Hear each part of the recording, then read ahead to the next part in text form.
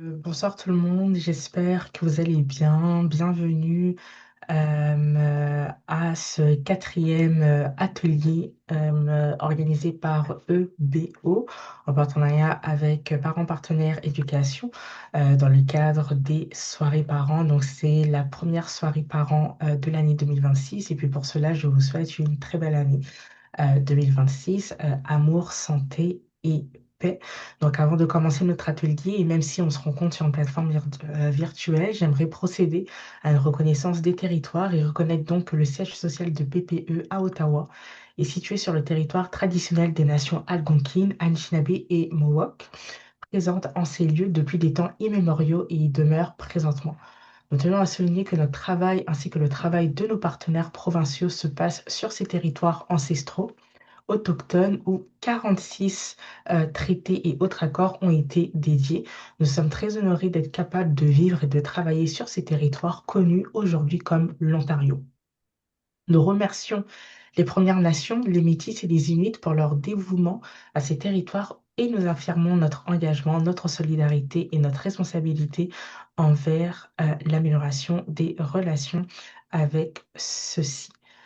Et je vous invite justement, si vous avez la possibilité aussi d'utiliser le chat, d'indiquer le territoire sur lequel vous vous trouvez et au besoin, si vous voulez avoir plus d'informations sur l'histoire de votre territoire, je vous ai mis un petit lien dans le chat si c'est quelque chose qui vous intéresse.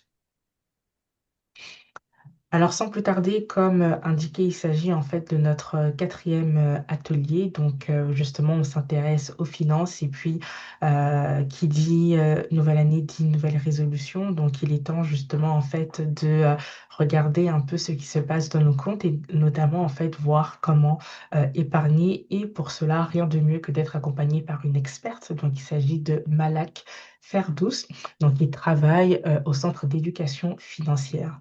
Donc, Malak, je vais vous donner la parole et en même temps aussi, je vais mettre un lien dans le chat. Donc, c'est un lien en fait de satisfaction dans lequel vous pourrez tout simplement mettre vos commentaires ou évaluer en fait la séance d'aujourd'hui. Et en tant que participant, et puis notamment si vous remplissez le sondage, vous courez la chance en fait de garder une carte cadeau de 50 $ auprès en fait d'un entrepreneur francophone. Donc, Malak, à toi la parole. Merci beaucoup, Grace. Donc, bonsoir tout le monde. Je me présente, je suis Malak Ferdous, animatrice du programme Mes finances, mes choix au centre EBO. Donc, avant de commencer notre unité ou notre présentation ou notre atelier qui va être sur l'épargne, j'aimerais juste faire une petite présentation de nos services. Donc, notre centre est un centre à but non lucratif et c'est-à-dire qu'on offre nos services pour la communauté, que ce soit dans le centre d'Ottawa ou même jusqu'à l'Est ontarien. Donc, on aide toute personne ayant des difficultés financières à avoir une certaine indépendance et autonomie financière. Donc, on a plusieurs services.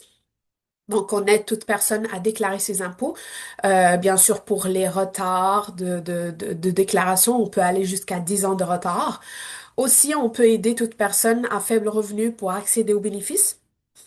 Bien sûr, pour aider à obtenir tous les revenus auxquels ils auront droit.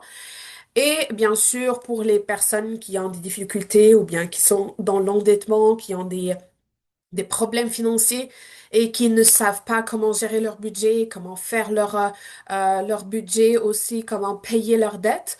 On peut aussi emmener vers la consultation budgétaire, bien sûr, pour la résolution de toute situation affectant le bien-être financier.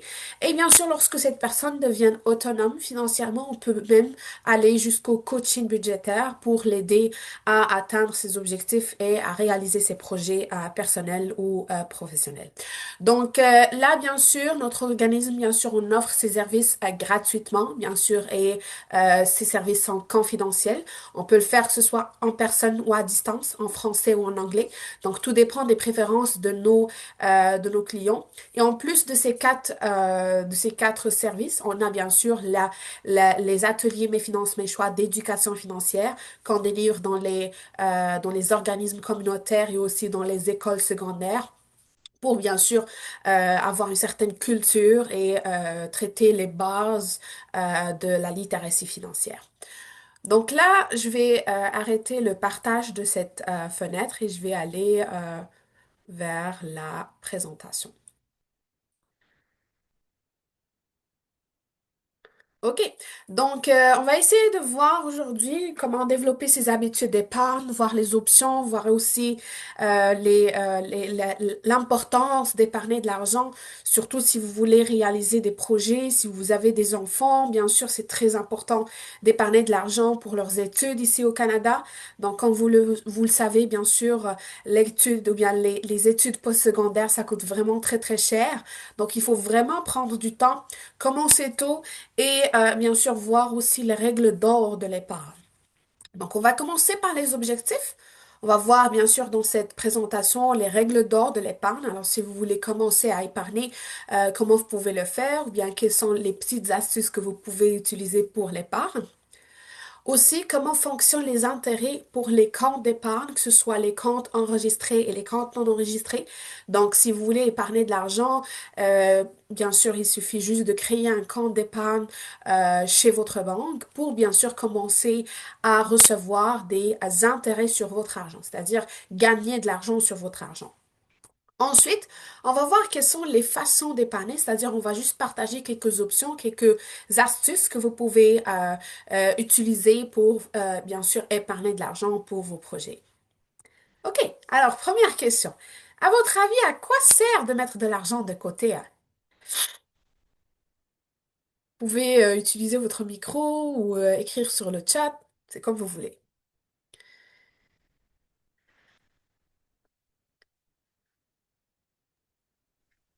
Oui, moi c'est Evelyne. À quoi servent de faire l'épargne?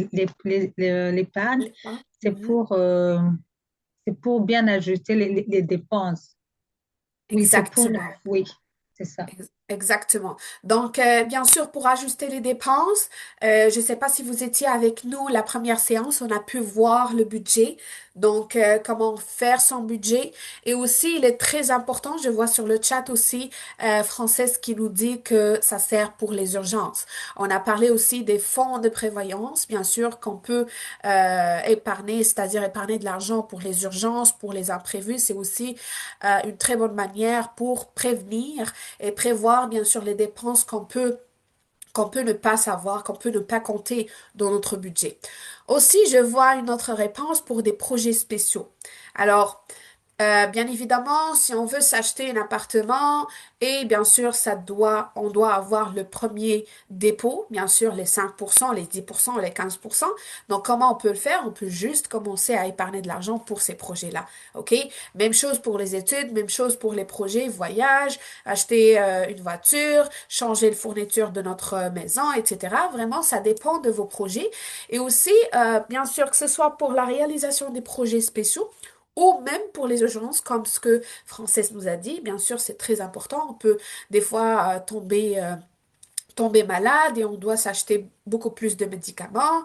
Des fois, on a la voiture qui tombe en panne et qu'on n'a pas l'argent en fait pour payer le mécanique, payer les frais de mécanique. Donc vraiment, si on épargne de l'argent, bien sûr, on a un coussin ou pigé en cas d'imprévu, en cas d'urgence. C'est très important. OK. Donc, là, on va passer, bien sûr, on va voir les règles d'or de l'épargne. Alors, si vous voulez épargner, comment on peut le faire, ou bien quelles sont les règles d'or qu'on doit, ou bien qu'on peut utiliser. Premièrement, on a, bien sûr, le fait de commencer tôt. Alors, plus tôt tu commences, ou bien plus tu épargnes ton argent tôt, plus ton argent fructifie et tu recevras beaucoup plus en intérêt. Bien sûr, là, si tu épargnes, bien sûr, dans un compte d'épargne chez la banque. Parce que je vois aussi d'autres participants qui utilisent la manière traditionnelle, si on veut dire. Ils mettent juste des enveloppes, bien sûr, et ils mettent l'argent dessus, ils gardent l'argent dans leur maison. Donc là, je parle pas de ce type d'épargne, mais je parle justement si on crée un compte d'épargne, un véhicule d'épargne chez une banque. Et bien sûr, on commence à générer des intérêts ou bien des gains sur notre argent. Ensuite, on a bien sûr le fait de faire des petits pas. Et là, je parle justement d'épargner des petits montants chaque mois. Comme ça sera un petit peu facile de le faire et ça sera convenable ou bien ça sera basé sur notre budget. C'est-à-dire que lorsque vous allez faire votre budget, vous allez calculer le montant que vous serez capable d'épargner chaque mois. C'est-à-dire que vous n'aurez pas de problème à l'épargner chaque mois. Et si vous générez un surplus dans votre balance, c'est-à-dire qu'il vous reste quand même de l'argent dans votre balance, à ce moment-là, vous pouvez rajouter le montant qu'il vous reste dans l'épargne. Donc vraiment, ce que j'ai dit depuis notre premier atelier, c'est que de considérer l'épargne comme une dépense mensuelle et surtout comme une dépense fixe. C'est comme si vous allez payer votre loyer. Alors si votre loyer coûte 2000 $ chaque mois, essayez de calculer le montant que vous devez ou bien que vous pouvez épargner chaque mois. Alors, admettons que pour moi, ça va être 100 $ chaque mois. Essayez de considérer les 100 $ comme une dépense fixe. OK? Essayez de le faire vraiment comme si vous allez payer votre assurance auto ou votre assurance habitation ou votre loyer, etc. Vraiment, c'est très important de considérer l'épargne comme une dépense fixe. Donc, je vois quelqu'un qui a écrit sur le chat. Je vais juste lire vos Alors, commentaires. ah oui. Oui, OK.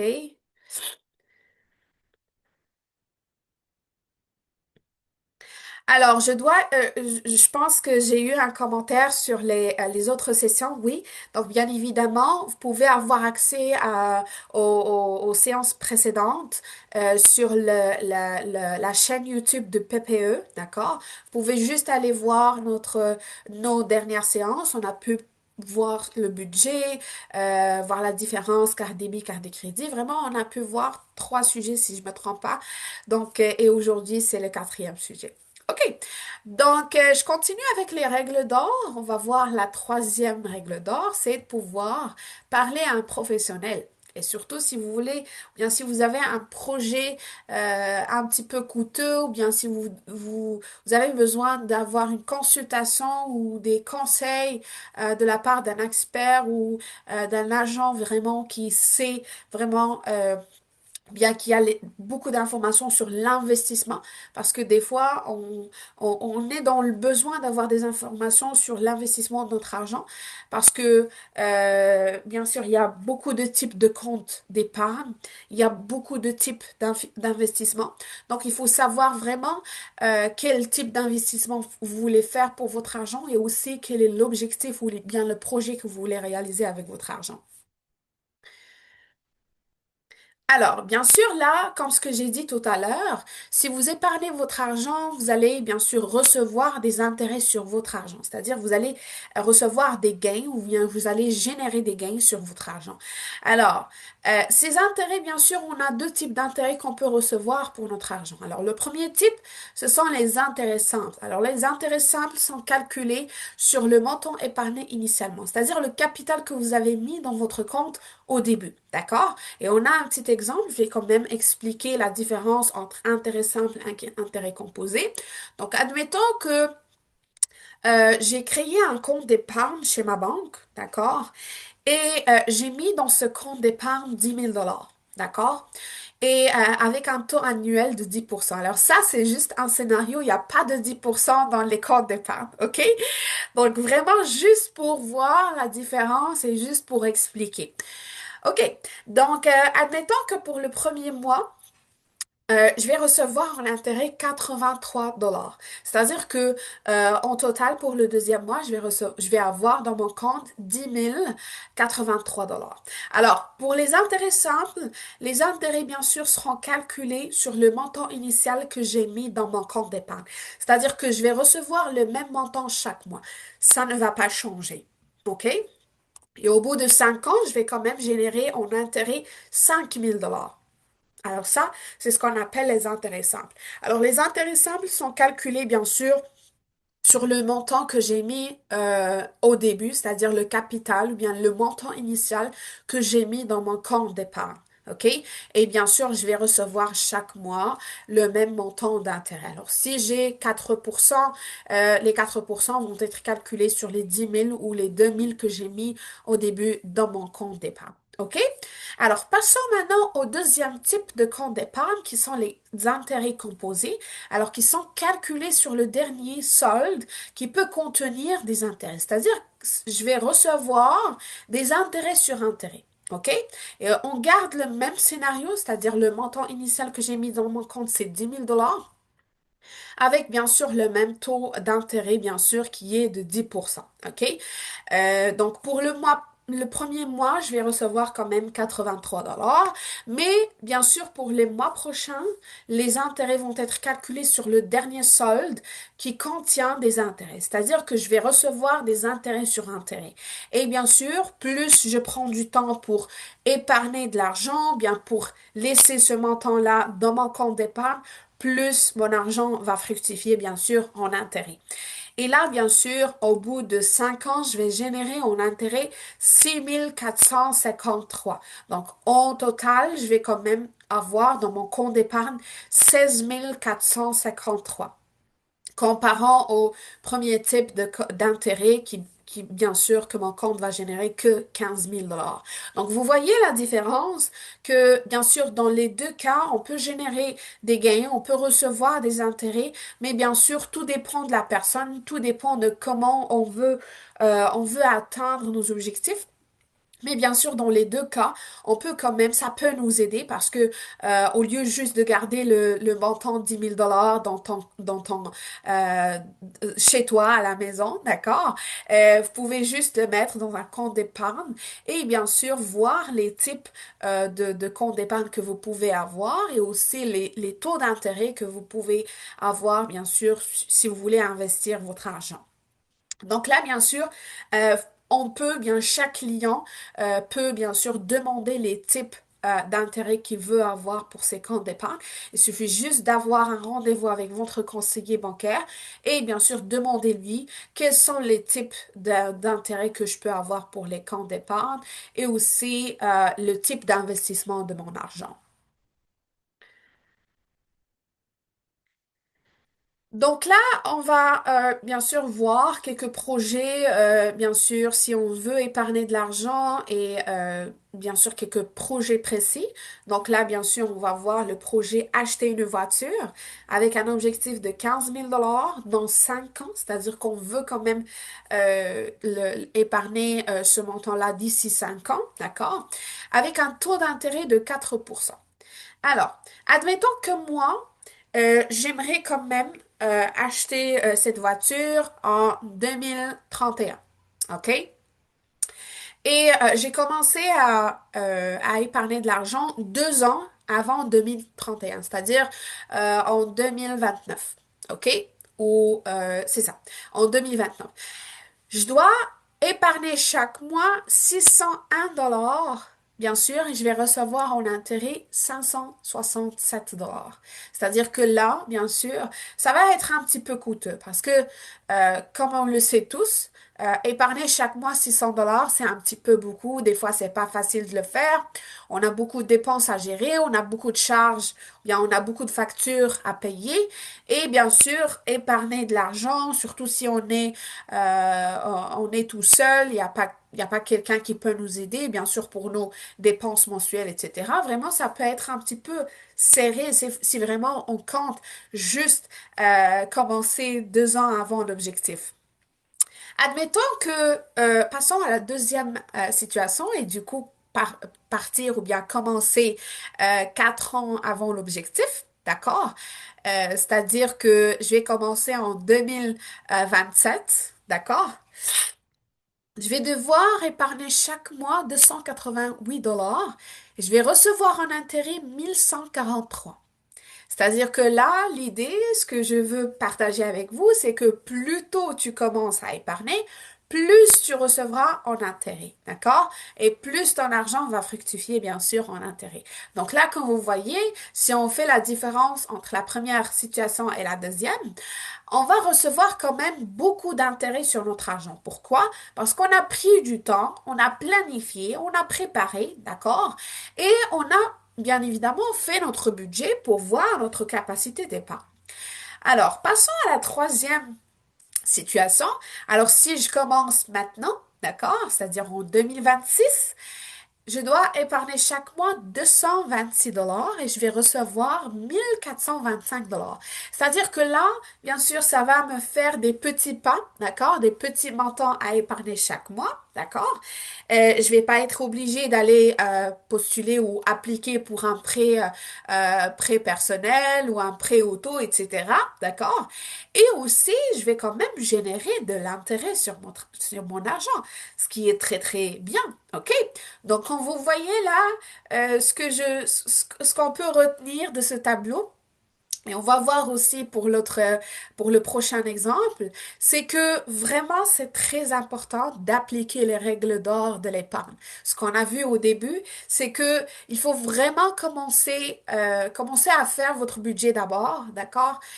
Voir vos capacités d'épargne, voir le montant que vous pouvez épargner, bien sûr, sans couper de l'épicerie, sans couper des restaurants, sans couper de vos activités que vous faites chaque mois. Mais vraiment, essayez de garder les petits pas et préparer pour vos projets. Parce que je vois que, oui, des fois, on veut voyager, aller visiter notre famille, aller faire plaisir, etc. Mais vraiment, si vous voulez atteindre ces objectifs sans dette, d'accord, il faut juste planifier et se préparer pour ces projets. Vraiment, c'est très important de commencer à épargner, que ce soit des fois même on peut épargner pour plusieurs projets avec des petits pas, des petits montants chaque mois. L'essentiel, c'est de pouvoir les réaliser sans dette. C'est ça la règle, ok? Très bien. Alors, passons au deuxième exemple. Donc, on va garder le même taux d'intérêt qui est 4%, sauf que, bien sûr, le projet est de démarrer son entreprise avec un objectif d'épargner 10 000 $ dans 7 ans. OK?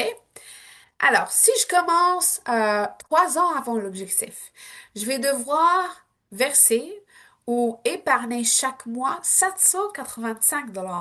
Et je vais générer en intérêt 1714 $. Donc, c'est vrai que, comme ce qu'on a dit pour la dernière situation, c'est que ça va être des versements un petit peu cher, d'accord? Épargner chaque mois 800 $ ou 785 $, ça peut être un petit peu difficile de faire. Ou aussi commencer 5 ans avant l'objectif, c'est-à-dire que ça peut être aussi un petit peu gérable. Ça va être 452 $ chaque mois et je vais générer en intérêt 2850 $. Mais si je commence maintenant, je vais devoir épargner pendant 7 ans 310 $. Et je vais générer en intérêt 3954, à peu près 4000 $ en intérêt. Vous voyez la différence? C'est comme si je vais épargner que 26 000 et je vais recevoir en intérêt 4000 $. Vous voyez la différence, que si vous prenez le temps pour investir et pour épargner votre argent, vous pouvez réaliser vos projets, ça va coûter des fois moins cher. C'est-à-dire qu'au lieu d'épargner les 30 000 en entier, vous pouvez épargner que 26 000 et recevoir 4 000. Donc, ce qui est très, très intéressant aussi. Donc, je reviens bien sûr au même point, ou bien aux premières présentations que j'ai faites. Vraiment, si vous n'avez pas fait, ou bien si vous n'avez pas commencé à faire votre budget, commencez à le faire d'abord, d'accord? Essayez de voir, de calculer vos dépenses mensuelles.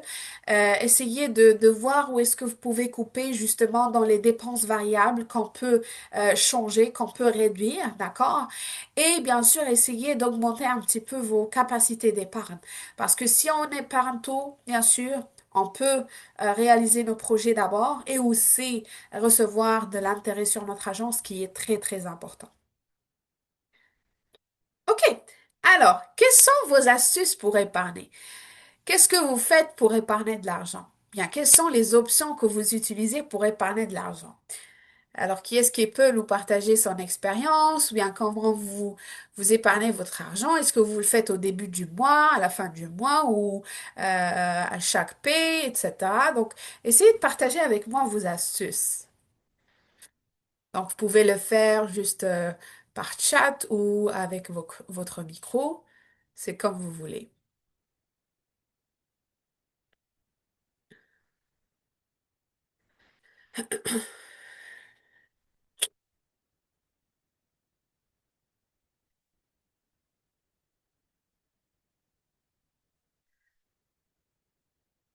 Oui,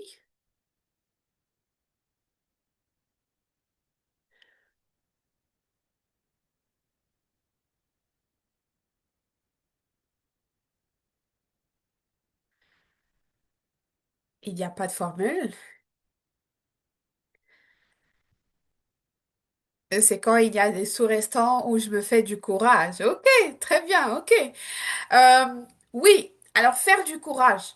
C'est aussi un très bon point ou une très bonne astuce parce que j'avais beaucoup de participants et participantes qui me disent on a pu faire notre budget mais on n'a pas pu le maintenir. Des fois, c'est un petit peu difficile de garder de rester sur la ligne, que ce soit pour la gestion des dépenses ou pour la gestion de l'épargne, etc. Vraiment, il faut. Mais ce que vraiment je vous conseille de faire, c'est avant de faire votre budget ou même avant de commencer à épargner de l'argent, posez-vous la question, pourquoi je dois épargner cet argent? Quel est l'objectif de l'épargne de cet argent? Est-ce que ça va être pour les urgences? OK? Est-ce que ça va être pour la réalisation d'un projet qui va être une source de motivation pour moi?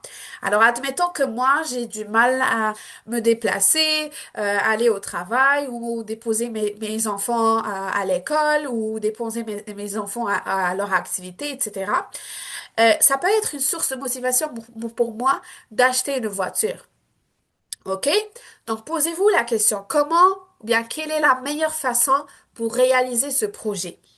Est-ce que d'aller vers le prêt personnel ou le prêt auto, est-ce que j'ai la capacité de l'avoir, à savoir qu'il faut quand même calculer les dépenses que je pourrais avoir avec ce prêt, d'accord? Parce que, bien évidemment, lorsque je vais avoir un prêt à 10 000 ou à 15 000 dollars, c'est normal que je vais pas le rembourser le même capital ou le même montant que j'ai emprunté, ça c'est sûr. Donc, il faut vraiment calculer les intérêts que je pourrais payer de plus. Ou bien, je pourrais juste attendre un petit moment, 2 ans, 3 ans, épargner pour cette voiture et acheter, bien sûr, cette voiture avec un prix qui peut me convenir.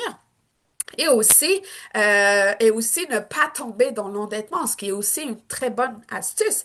Donc vraiment, pour garder le courage, avant de commencer à faire ou bien à épargner de l'argent, posez-vous la question.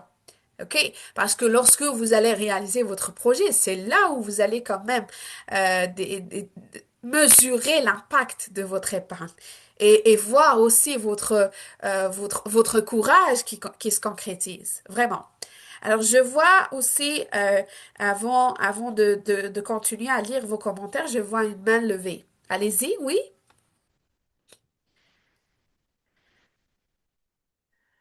Oui, bonsoir. Bonsoir. Mon nom c'est Christine, vous n'arrivez pas à le voir là. Euh, Enchantée. oui, donc merci pour la session. Avec plaisir. J'ai manqué d'autres sessions, je le vois. J'étais intéressée beaucoup par comment travailler son budget. Oui, Et ouais, je vais y revenir. Donc, ce que je voulais dire, c'est que en parlant de mettre l'argent de côté, moi, récemment, j'ai parlé à une amie qui m'a fait comprendre que même quand on n'y pense pas, il y a toujours des besoins pour épargner, mais puisqu'on ne sait pas l'argent que l'on jette, en fait, c'est vraiment le mot de mon c'est côté, je ça. devrais dire. Oui, oui, On se dit, oh, mais je peux pas me permettre ça. Non, il n'y a pas d'argent pour ça. Non, je peux pas rêver ça. Non, je peux pas. Donc, le fait de ne pas avoir une belle image de comment on gère, parce que gérer l'argent, c'est une question de chiffres. Que ce soit beaucoup d'argent ou moins d'argent, si l'attitude est que tu veux rien savoir, tu- que ce soit beaucoup ou moins, ça va rien donner. Donc, ce que je voulais dire, c'est que les projets, on peut les avoir tant que dans nos têtes, on sait exactement dans les chiffres qui correspondent à les entrées et les sorties, on sait c'est quoi, on comprend. Et de mon côté, c'est ça vraiment mon problème. c'est C'est ça. Ouais. Merci beaucoup, Christine. Mm. Vraiment, c'est une très bonne, un très bon point, en fait, si on veut dire, de voir les chiffres. Parce que, comme ce que j'ai dit, pensez pour faire votre budget. Parce que le budget, ça va vous aider à connaître et à savoir combien vous dépensez pour chaque chose, si on veut dire, OK? Donc, des fois, on est là à faire nos courses, d'accord?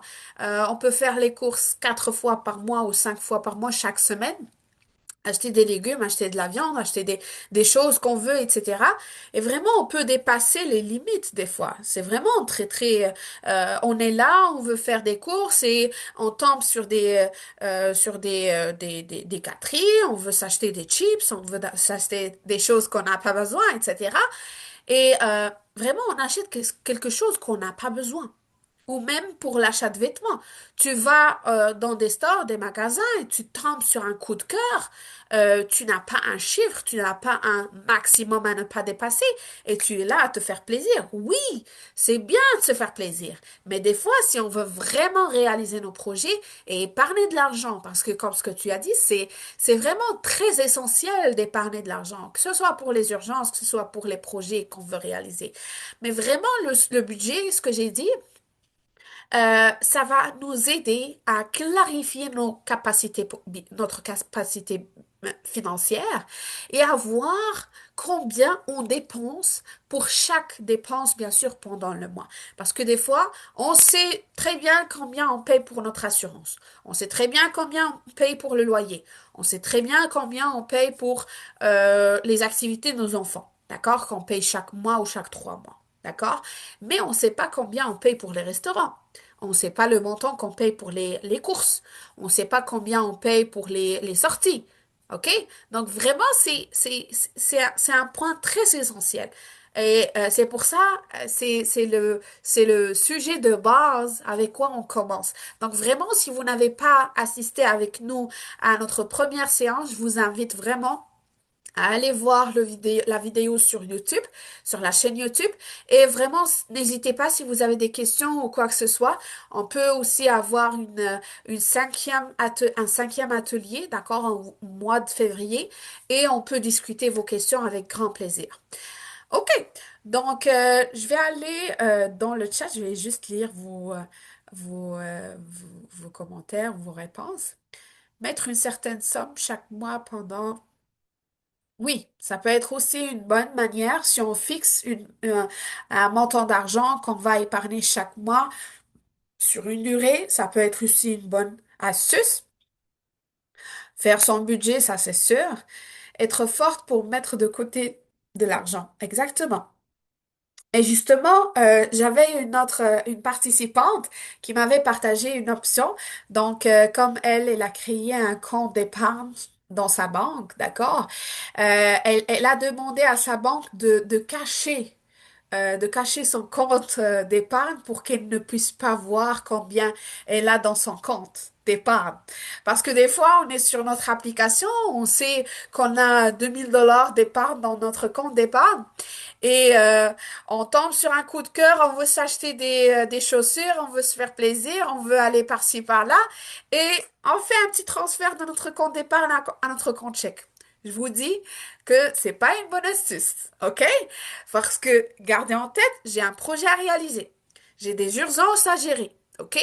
J'ai des objectifs à atteindre. Donc, ça ne sera pas une bonne astuce de prendre de l'argent de votre compte d'épargne et de le dépenser dans une dépense que vous n'avez pas calculée. Donc vraiment aussi, l'idée c'est qu'il faut pas se priver de se faire plaisir parce que bien sûr le bien-être est très important, bien sûr que ce soit pour notre euh, santé mentale ou même pour notre santé physique si on veut dire, mais vraiment essayer de faire des activités, mais aussi essayer de les calculer. Parce que des fois, on peut aller dans des centres de récréation et avoir des accès à des activités qui sont moins chères ou des activités des fois gratuites pendant le week-end pour les familles, pour les adultes, etc. Et au lieu, bien sûr, de se payer une membership gym à 300 dollars ou à 200 dollars chaque mois, vous pouvez juste aller vous inscrire dans ce type de centre et ça va être moins coûteux. Bien sûr, on va quand même se faire plaisir, on va faire des activités, on va aller dehors, d'accord? C'est bien pour nous, mais bien sûr, on va le faire à un petit montant qui va bien sûr dans le même sens, c'est de se faire plaisir et bien sûr avoir un certain bien-être physique et moral. Aussi, avoir des priorités budgétisées et épargnées. C'est ça, exactement. Très, très bien. Donc, on continue. Je vais juste partager avec vous quelques astuces.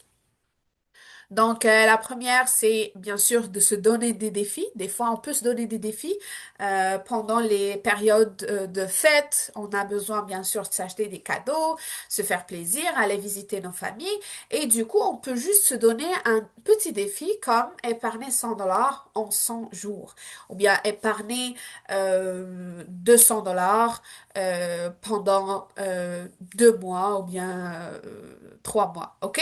Donc, vraiment, donnez-vous des défis pour bien sûr vous faire plaisir. Alors, admettons que moi, j'aimerais bien faire un petit relooking, d'accord, qui va me coûter, je sais pas, dans les 150 dollars ou les 200 dollars. Je pourrais juste me donner un défi d'épargner chaque jour 1 dollar pour me faire plaisir. OK? Je continue, donc une autre astuce. Bien sûr, essayez de programmer des virements automatiques vers un véhicule d'épargne. Alors, si vous voyez que vous pouvez oublier de mettre de l'argent dans votre compte d'épargne, chaque mois, vous pouvez juste appliquer des virements automatiques ou bien un transfert automatique de votre compte chèque à votre compte d'épargne dans une période du mois. Alors que ce soit au début du mois ou bien dans chaque paye ou bien tout dépend de votre situation et tout dépend de comment vous voulez épargner votre argent. Et bien sûr, si vous recevez un boni ou une augmentation ou un remboursement d'impôts ou même des fois des prestations, vous pouvez juste mettre une partie de cet argent dans votre compte d'épargne ou même si vous voyez que votre budget est suffisant, si on veut dire. On peut juste mettre la totalité de ce montant dans notre compte d'épargne, ok? Alors, si on a notre budget, on ne veut pas dépasser nos limites, c'est très important de mettre le surplus qu'on reçoit ou bien le surplus qu'on a dans notre balance dans l'épargne, bien sûr, parce que c'est vraiment très important d'épargner de l'argent. Des fois, j'avais aussi des gens qui m'avaient dit, mais moi, je n'ai pas de projet actuellement. Je leur ai dit, même si vous n'avez pas de projet, vous devez épargner de l'argent parce qu'on ne sait pas ce qui peut tomber dans le mois. OK? Donc, des fois, notre objectif, c'est d'épargner un montant pour aller voyager, d'accord? Et lors de notre voyage, on tombe malade. Comment on peut payer les frais de santé dans ce pays-là? Savoir que des frais, des fois, si on n'a pas l'assurance ou bien si on n'a pas une couverture santé dans ce pays, ça peut être difficile de payer les frais de santé là-bas. Et du coup, si on a un fonds de prévoyance ou bien si on a épargné pour les urgences, on peut piger, on peut prendre de l'argent de ce compte-là pour bien sûr combler ou bien payer les dépenses qu'on peut avoir pour bien sûr tout ce qui n'est pas prévu et tout ce qui est urgence. Donc, bien sûr, comment structurer son épargne? On a bien sûr les trois termes. Donc, on peut avoir, bien, on peut épargner pour plusieurs projets, comme on peut épargner pour un seul projet. Donc, tout dépend de votre situation et tout dépend aussi de vos objectifs que vous voulez atteindre.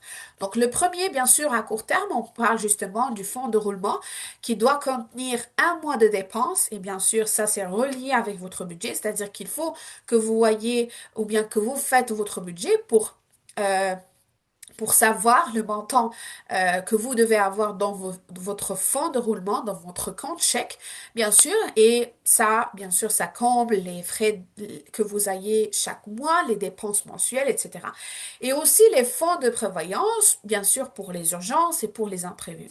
Lorsqu'on parle du moyen terme, on parle justement des projets à moyen terme qu'on peut réaliser, comme le voyage, comme l'achat de voiture, etc. Vraiment, ce sont des montants qui sont un petit peu coûteux, mais pas beaucoup, et qu'on peut aussi épargner, bien sûr, pour une durée précise. OK? Et lorsqu'on parle du long terme, on fait appel bien sûr à des projets qui durent dans le temps et qui nécessitent vraiment un épargne durable, si on veut dire. Et là, on parle justement de la retraite ou d'épargne pour l'achat d'une maison ou même pour les études des enfants, etc.